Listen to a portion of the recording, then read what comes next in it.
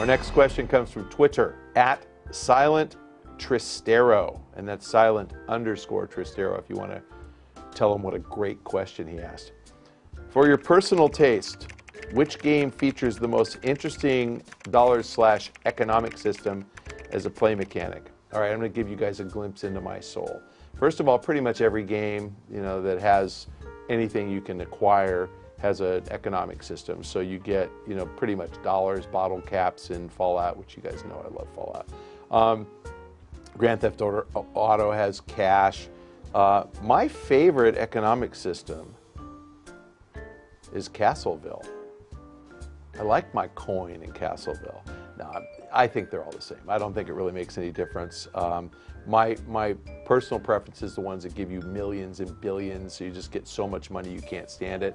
I've been playing a lot of Zynga games lately because I cover Zynga, and I figured that I can't actually rely on Giant Bomb or Game Informer or GTTV reviews of Zynga games in order to figure out if they're going to do well, so I have to play them myself. And the thing I like about Zynga is every game I play, I get more and more cash. So I've got about $6 million in Empires and Allies. Don't mess with me because I have better weapons than you do. And I'm killing it in Castleville right now. I only have about $1 million, but trust me, that's going to multiply. I think that as far as the most interesting economic system I've seen, I think the Diablo auction house is going to be the most interesting economic system. The reason I think it's most interesting is it's real. It's real money. I think that the geniuses at Blizzard, and I mean that sincerely, have figured out a way to monetize exchanges of items in games. I think that Diablo is perfect for that. I think ultimately you'll see that expanded to World of Warcraft, so you'll probably get the gold farmers to participate within game instead of selling the stuff that they mine on eBay. But I think that that's a really smart system because you keep everything in-house. You have an auction that's open to everybody. So I think the idea is, if you need a rune for your sword in Diablo to make your sword, more powerful, they're going to populate the universe with, let's just say, 125 runes for every 100 players. And the thought is 50 guys are going to find 2 each, 25 guys are going to find 1 each, and 25 guys aren't going to find any. And the guys who are going to find more are the guys who don't worry about the quest, they worry about finding runes. The guys who don't find them are the guys who are trying to get through the quest as fast as possible. And those guys are going to need that rune badly because you're going to get your ass kicked by whatever the next boss fight is if you don't have the rune. So you're going to have 25 people buying runes and 50 people selling them. Guns and butter, supply and demand, profit deal. Runes aren't going to be very expensive if there's 2 for every 1 buyer. I think they're structuring it that way to keep the prices pretty low. The auction house takes, as I understand it, 15 cents for listing a transaction and another, I think, 65 cents for actually conducting the sale. If something sells for $1, that's not a very good deal. If Blizzard gets 80 cents, if something sells for 500 bucks, it's a great deal. But the idea is they're going to create an environment where you can sell stuff, feel good about getting paid, don't have to worry about PayPal or trusting somebody, and get your thing in game, you don't have to go pick it up, it's just going to happen. I think that's the smartest economic system I've seen, and I meant that. Serious props to the Blizzard guys because I think gamers are going to like it. I don't think anybody's going to feel ripped off by paying 80 cents for a trade. This week's next question comes from Mr. Dolphin Dives. Do you think it's possible for Walmart to flex its muscle and enter the used gaming market? What is stopping it from competing with the likes of GameStop and others? More than possible. They've tried a couple of times and they've failed.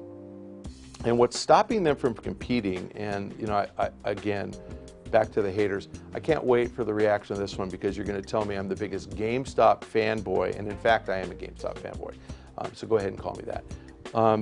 It's actually hard to deliver used games and make it something that's an easy experience for the consumer. The hardest part of selling used games is attracting inventory. So anybody can sell a used game if they have them, and anybody can figure out, hey, if a new game is selling for 60, I'll sell the used game for 50 and I can make money. The hard part is getting that in the door. How do you get people at Walmart to trade in used games? So I'm going to ask the Game Trailers audience to register on this one. Let us know, because I really would like to hear your comments on this one. How many of you shop at Walmart. And I did not ask how many of your moms shop at Walmart. I know you're not all 13 years old. But if you guys are 20 to 30 to 40 years old, how many of you actually physically go to Walmart? And if you do, how many GameStops do you pass on your way to that Walmart? So if you're going in to trade in your copy of Skyrim, I just happen to have one, or your copy of whatever that is back there, if you're going in to trade that in, are you going to actually pass 6 or 7 or 10 GameStops so you can walk through past the Walmart greeter and figure out where you go inside Walmart? That's a pain in the butt. And if you happen to be a 13-year-old boy, what are you, riding on your bike past 6 GameStops and you think Walmart wants you in there? I mean, no way. So it's a really tough experience to trade in inventory. They have trouble attracting inventory. Best Buy had the same exact problem. They're still trying. Then when you get the used inventory, and I think Walmart's not doing it right now, but Best Buy is, go into Best Buy and go take a look at it. It's shrink wrapped in kind of opaque yellow plastic. So it's hard to even see if the game below is an Xbox 360 game or a PS3 game. I know that the cases are slightly different shape, but they're all wrapped so tight you can't really tell. It's hard to read the title. They're not merchandised well. Then go to a GameStop. And I know, again, haters, you're gonna all say, GameStop sucks, I can do it better. Yeah, GameStop sucks to the point where they sell $2.5 billion, that's billion dollars with of used games. So obviously they're doing something right. And the reason they can sell $2.5 billion of used games is they get a lot of used games traded in. You do the math on GameStop, they handle about 40% of all the physical discs that are ever sold in the US come back to GameStop as used. 40%. That is unbelievable. The reason Walmart doesn't compete is they can't compete. GameStop owns this market. The question is really like saying, hey, why doesn't somebody compete with Facebook? Because, hey, I can do a social media website just as good. Why doesn't somebody compete with Google? Because I can do a search engine just as good. GameStop has the audience that trades in used games. Those guys understand the credit system, like GameStop. They're loyal to GameStop. And all the rest of you hate them, but the guys who trade in used games actually think they get value for their money. Thank you, fellow babies, for joining us on this week's Pach-Attack.